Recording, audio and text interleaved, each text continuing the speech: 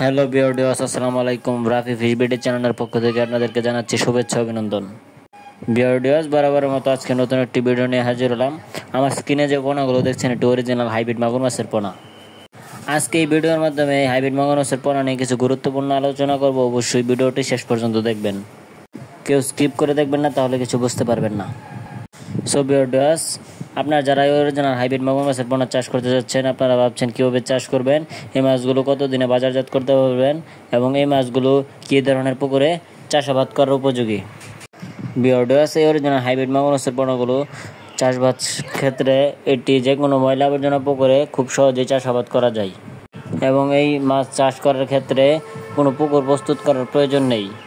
আপনি খুব সহজে ময়লা আবর্জনা পুকুরে এই মাছগুলো চাষাবাদ করে স্বল্প খরচে এই মাছগুলো বাজারজাত করতে পারবেন এবং কি অবশ্যই আপনাকে ভালো মানের পোনা থেকে ক্রয় করতে হবে। আপনারা চাইলে আমাদের স্ক্রিনে দেওয়া নাম্বার যোগাযোগ করে এই মাছগুলো অরিজিনাল হাইব্রিড মাগুর মাছের পোনাগুলো ক্রয় করতে পারেন। আমরা স্বল্প মূল্যে সারা বাংলাদেশের 64 জেলায় এই মাছগুলো বিনামূল্যে হোম ডেলিভারি দিয়ে থাকি। ভিউয়ার্স, আমার স্ক্রিনে যে পোনাগুলো আছে এটি বড় সাইজের হাইব্রিড মাগুর মাছের পোনা। এটি 4 থেকে 5 ইঞ্চি সাইজের হাইব্রিড মাগুর মাছের পোনা। এই পোনাগুলো আপনি চাষ করলে 3 থেকে 3.5 মাস চাষ করে একটার এক থেকে 1.5 কেজি ওজন আনতে পারবেন। এবং কি মাছগুলো রাক্ষসী জাতীয় হাইব্রিড মাগুর মাছের পোনা। এই মাছগুলোকে আপনি যত বেশি খাদ্য দেবেন এরা তত দ্রুত বৃদ্ধি পাবে। আপনি এই মাছগুলোকে যেমন খাওয়াতে পারেন মরা মুরগির লিটার, পচা পান্তা ভাত, গরুর লিটার, যত পচা ধরনের খাদ্য আছে এই মাছগুলোকে খুব সহজেই খাওয়াতে পারবেন। তাহলে এই মাছগুলো অল্প সময়ের ভিতরে আপনারা বাজারজাত করতে পারবেন।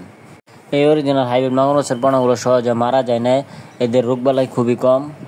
তাই অন্য সকল মাছ চাষাবাদ ক্ষেত্রেই অরিজিনাল হাইব্রিড মাগুর মাছের পোনাগুলো চাষাবাদ করে চাষিরা ব্যাপক লাভবান হচ্ছে। সো ভিউয়ার্স, ভিডিওটি ভালো লাগলে অবশ্যই আমাদের চ্যানেলটি সাবস্ক্রাইব করে দিয়ে পাশেই থাকবেন এরকম নিত্য নতুন ভিডিও পাওয়ার জন্য।